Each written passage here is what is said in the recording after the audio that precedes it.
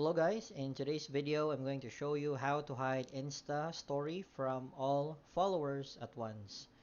So first of all you need to do is just to go to your Instagram account.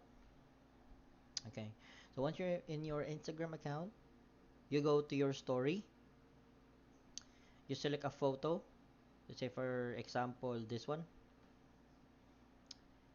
Click this arrow here on the right side, you type close friends and then publish. Okay, and then done. Okay, so once your story has been published, you just need to go to your story directly. You go to more, the three dots here on the lower right.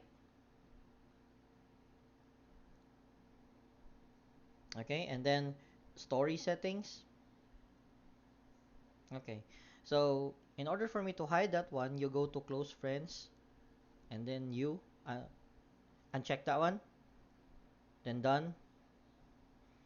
And yeah, that's it. Then it's limited now, or no one can see your story. So at once, no one is gonna see your story. You can also turn this off for privacy. So again, that's it. Thank you so much for watching. I hope you like it.